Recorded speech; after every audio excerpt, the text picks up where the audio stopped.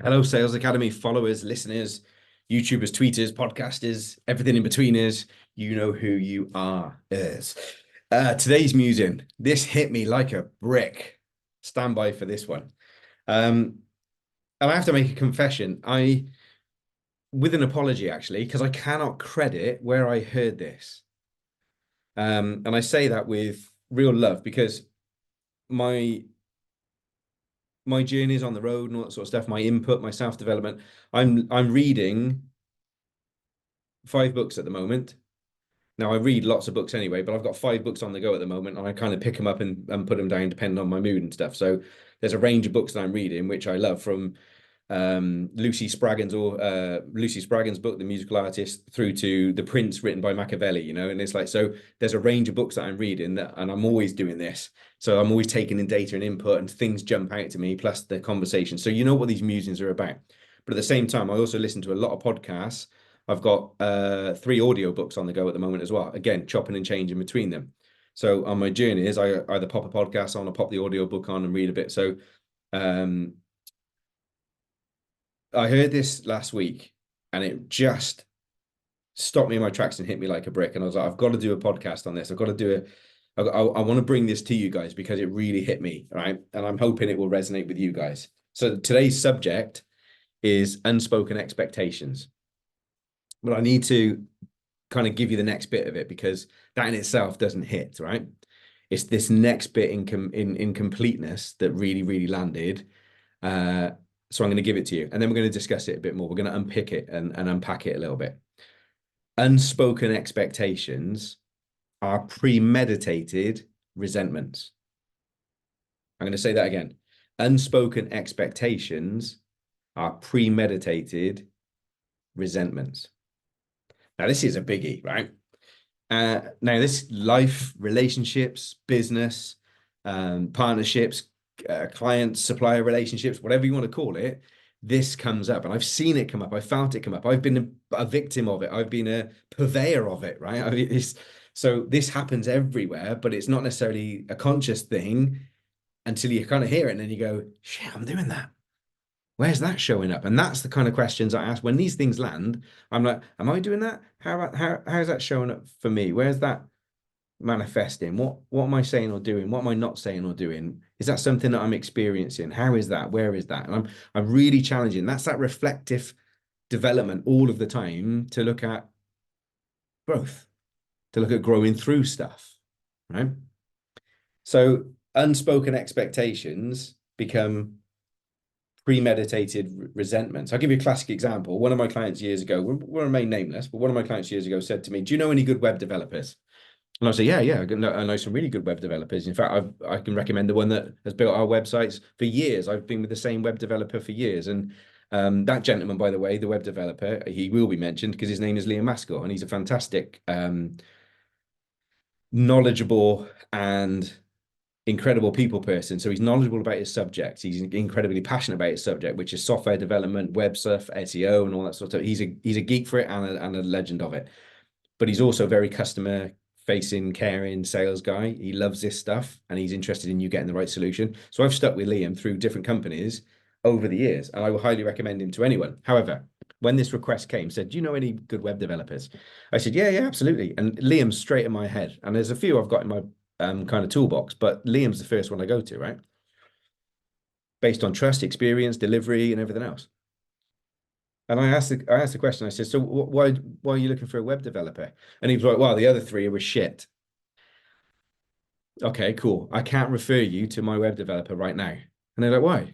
I said, "Well, what is it you want from a website? What are your expectations about what that website's going to deliver?" Because without even unpacking it, the other 3 web developers are shit. Seriously. You're the one consistent factor in all of those 3 relationships, but you're pointing to them.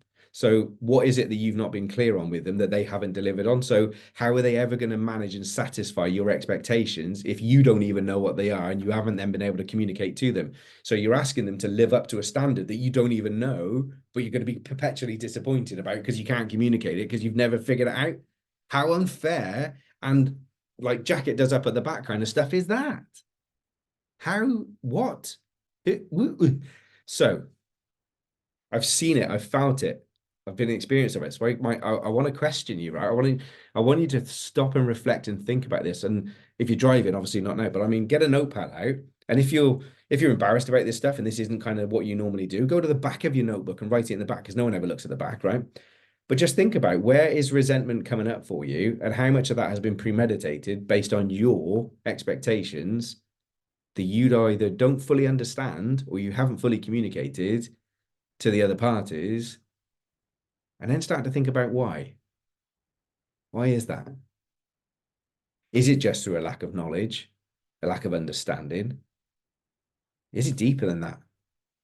Is it that when you start to unpick and unpack those expectations, they go back to validation and your need for significance and self-worth? Is it that stuff that's getting in the way? Is it that stuff that you've kind of never really talked about or put some time into? Because we push a lot of stuff externally. And what was the phrase? Yesterday I was clever because I wanted to change the world. Today I'm wise because I want to change me. And it's like, do you understand what your expectations are? Do you understand what those outputs are? Do you understand what you want from something and what you don't want from something? That's almost like phase one. Phase two is how are you communicating that or not? Not just in the words that you say, right? But in the clarity, in the absolute clarity of those expectations. How could you piss me off? How could you please me, right? How could you deliver for me? How could you not? In what format do I want that information? In what format do how are you unpacking that part from a delivery point of view, from a communication point of view? And how are you understanding whether that message is being delivered? Right. So I'm putting these musings out there. I had no idea when I first started that these were going to land. I just hoped they would. Right. And it's like I did this podcast. I set up this podcast because I wanted to share the learnings and the experiences, real life stuff to many more people. And this platform has given me that, which is fantastic. And I love it. But the difference is when people reach out and go, actually, that landed, I've done this, bang, bang, and the follow-up stuff from it. So it's like that's the true measure of communication, is the response you get, not the one you want. I say that again, the true measure of communication is the response you get, not the one you want. How often is it that we don't get that response that we want, right? How often is it that we don't get the response that we were looking for, hoping for? And then how often do we blame other people for that rather than looking at ourselves and going, how clear was I? What were my expectations? Did I communicate them fairly? Did I actually give them a proper opportunity to make this work? And it's interesting. It came up in a live conversation the other day, again, last week, where somebody who has been a very big and strong supporter of other people for many, many years, and I mean like a rock for people for many, many years, and yet they are going through something right now that they haven't been able to talk to other people about. And when we started to have that conversation around why, what came up in that conversation was they don't know how to find the words to explain it. They don't know, and they don't want to burden the other person. That was the next thing that came up. They don't want to burden these other people with their problems. They've got enough going on. I know that because I've supported them through some of that stuff. So they've got enough going on. So they get, and those were the kind of things that were being said. And it's like when you kind of look at that from a different lens, how dare you not allow them to support you back? How dare you not give them the opportunity, the respect, the potential to support you, to show you that they care about you and they love you and they want to help you because you're holding that back. So this comes up in many different shapes and sizes and guises. And I've just given you a couple there, but I want you to think about unspoken expectations are premeditated resentment. Think about your relationships. Think about not speaking your truth. Think about your partner that does something or says something, and it's like it bugs you and you're not speaking up. That shit will build. That becomes like a cancer. That spreads because those tiny little things that aren't talked about and discussed and understood fester. They grow, right? So unspoken expectations. Speak your truth. Find the courage. If you want help with it, come and have a conversation. Somebody said beautifully in a workshop that I run regularly, and they said it last year, the back end of the year. And it was a very vulnerable conversation that's going on at the time between a group of business owners, which was really, I'm very humbled that we create that space and it comes out.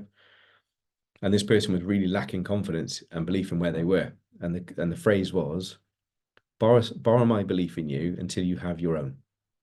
I thought that's a lovely way to phrase it, right? Borrow my belief in you until you have enough of your own. And I'm going to leave it there. Get in touch. Let's have a conversation. Don't fester, you know.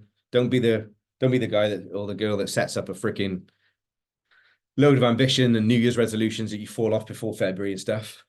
Build consistently with support and accountability and a sounding board to get results. All right. Speak to you soon. Take care. Peace out. Adam Sales Academy. Love you.